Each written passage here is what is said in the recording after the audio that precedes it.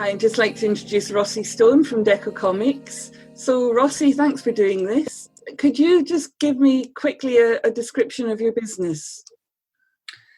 Thank you for having me, Fiona. My business is Dekko Comics Limited, and we turn school information and other forms of information into comics and entertainment. Great. And what inspired you to start?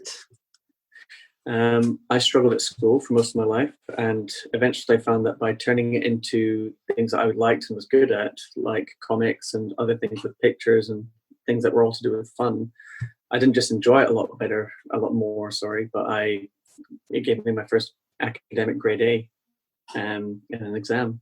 And that combined with my love for arts is what began Dekko Comics.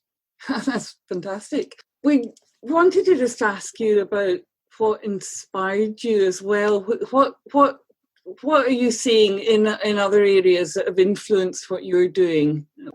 Well, there's lots of good work being done in entertaining education. Everything from, I think it was called Guitar Bots. That was a little game that taught you how to play guitar. There's all kinds of things like that. But the things that really inspire me probably aren't directly related to education. Like, for example, the two brothers who made Cuphead. I think they did such a fantastic job on making that computer game. It was a computer game that's it's a pretty basic function, but it's animated in a 1930s style, like Felix the Cat era. And just the way that they poured their heart and souls into the art style, they didn't take any easy routes, and they took the hard route and didn't compromise on quality. They took risks, and the game took a lot longer to make. But when they made it, what makes it so inspirational to me is not even the fact that it's a game. It's just the fact that it looks so gorgeous and it's so unique in its field, and it's not cheap in any way. They didn't cut corners. It feels like a completely wholesome experience, and that just inspires me to make my work just as high quality and to persevere at sometimes the harder route and making sure that what you're making is a really good thing rather than just trying to get it made as fast as possible. Yeah, that's a great example, and I think that that message of actually holding to your vision and making sure that what you do isn't just good enough, but as good as you want it to be is really important. We talked a little bit about your vision of the future for the education sector. Do you want to share your thoughts on that?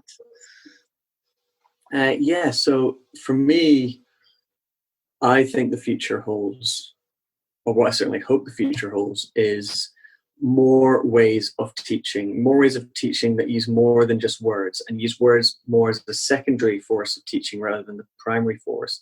Because I think the last several decades have shown that not everyone is naturally good at words, and there's a lot of different learners out there, and some people respond to visuals more, some people respond to sounds or kinetics more. So I would like to see a world in an education system where entertainment is used as a teaching force, or primarily using the things that people enjoy and that naturally include other things than just words to teach information with. We learn things from music and films and paintings all the time. There's so much you can do with that in mainstream education rather than just having that as a bonus or seen as a distraction. Yes, I think something like that would really grab people and engage learners much more than the conventional textbooks and learning that people have been doing up until now. It sounds amazing. Following on from that, what sort of skills do you think are going to be needed in the future?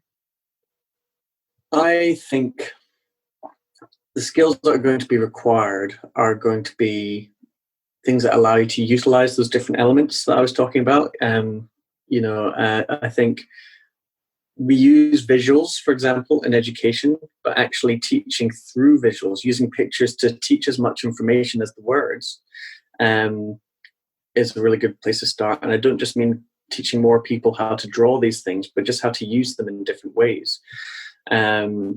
Also using story and narrative a lot more, because we find stories very easy to remember. They create natural landmarks in our minds to remember information by. It's much easier to remember things in a story than a lecture, I also find. Also learning about things like layout. There's a reason why we use mind maps and color coding in our study notes.